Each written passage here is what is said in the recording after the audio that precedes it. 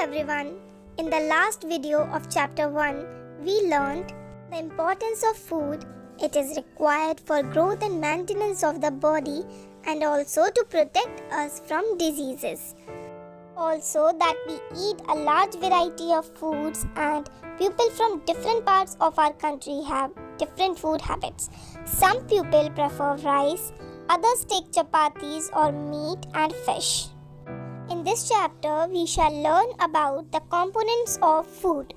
So let's start with nutrients in food. There are 7 essential components or substances called nutrients in our food.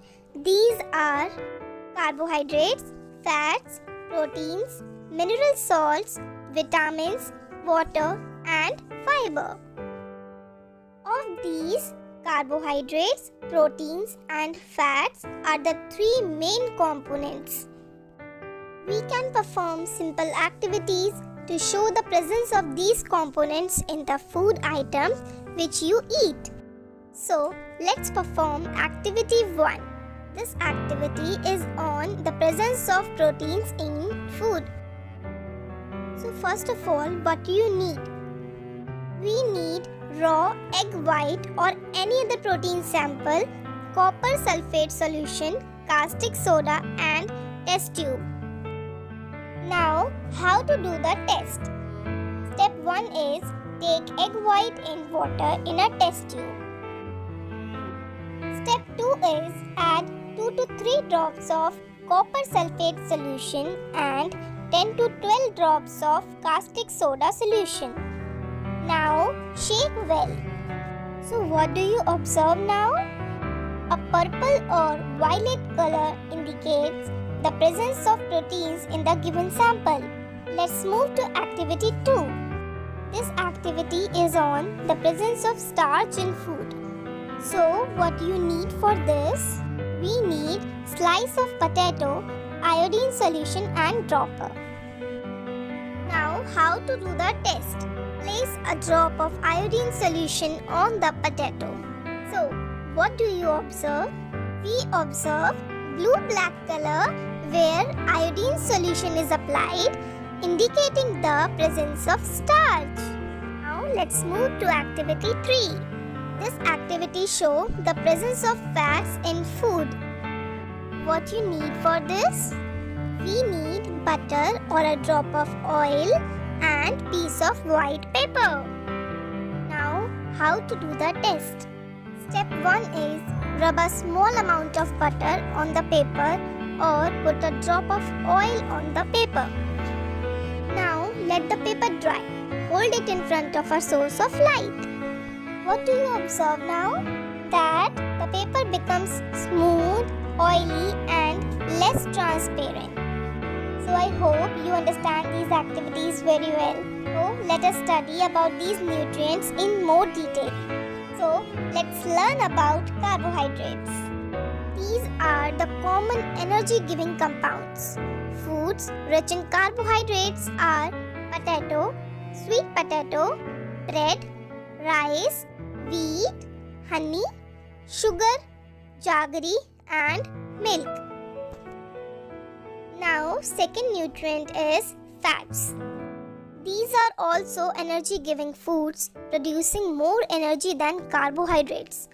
Fat-rich foods are milk products such as butter and cheese. Next, vegetable oils such as coconut oil, groundnut oil. Next is nuts. Next, milk. And the last is animal fat from meat. Fats provide more than double the energy provided by carbohydrates or proteins. Third nutrient is proteins. These are bodybuilding foods. Proteins help the body in its growth and repair of body cells and tissues, protect and help the body to fight against infections and regulate body functions. Protein sources of plant origin include pulses like soybean and peas, and to a lesser extent cereals. Meat, eggs, cheese, milk and fish provide proteins of animal origin. Now let's move to our fourth nutrient, that is mineral salts. So mineral salts are important for various body functions. They are required in small quantities and are obtained from the food we take in. Minerals have no energy value. Rich sources are milk, cheese, green leafy vegetables, pulses, meat and eggs. Do you know what is anemia? Iron is essential for forming hemoglobin, which is a component of our blood and the deficiency of which causes anemia. Do you know good sources of iron? So, green leafy vegetables, eggs and groundnuts are good sources of iron. Do you know deficiency of which mineral leads to goiter? So, iodine, another mineral, controls the functioning of an important gland, that is thyroid. Deficiency of iodine leads to goiter. Iodized salt, fish and seafood are the sources of this mineral. Now, let's move to our fifth nutrient, that is vitamins. Vitamins are neither bodybuilding nor energy-giving foods, but are very important for proper functioning of our bodies. They are required by the body in very small quantities. Green leafy vegetables, fruits, milk, eggs and cheese are rich in vitamins. Now, let's move to our sixth nutrient, that is water. Water is indispensable. About 70% of our body weight is that of water. It helps the body in various functions. It is a means of transporting substances in the organism. It helps to maintain a constant body temperature. Water helps in the absorption of food and excretion of waste products from the body. Our body needs 2 to 3 liters of water every day. Our last nutrient is roughage, which is also known as fiber.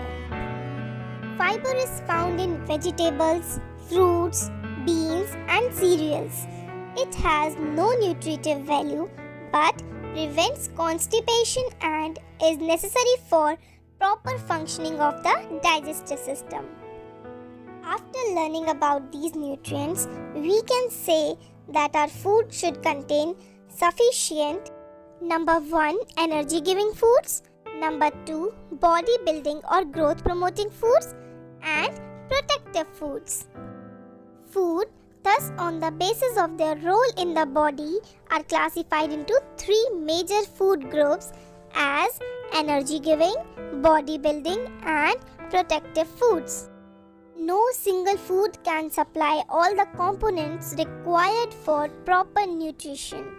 So here is the table showing food groups. Number 1 is energy giving foods. Examples are cereals, sugar, jaggery, potato, sweet potato, honey, oils and fats and etc. Number 2 is body building foods. Examples are milk, pulses, cheese, eggs, fish and meat and many more. The third and last is protective foods.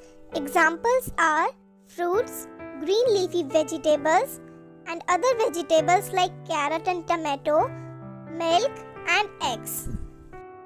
So let's talk about balanced diet. So balanced diet is a diet containing adequate amount of all the components of food. A diet in which energy giving, body building and protective foods are present in sufficient quantities. Now our next topic is diseases due to imbalance in the diet.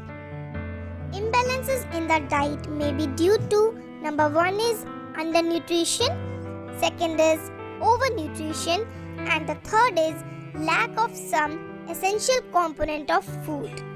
Here is the table showing diseases due to imbalances in diet. Lack of protein and carbohydrate causes kwashiorkor and marasmus. Lack of vitamins causes night blindness, scurvy and beriberi, and Lack of minerals causes anemia and goiter. Overnutrition leads to obesity, which causes problems like heart disease, high blood pressure, and diabetes. Our next topic is diseases due to deficiency of vitamins. Here is the table showing vitamin deficiency diseases. So here are some examples like lack of vitamin A causes night blindness, lack of vitamin B1 causes beriberi, lack of vitamin C causes scurvy, lack of vitamin D causes rickets, and lack of vitamin K causes hemorrhage. So here we end our chapter. I hope you all understand it. Thank you.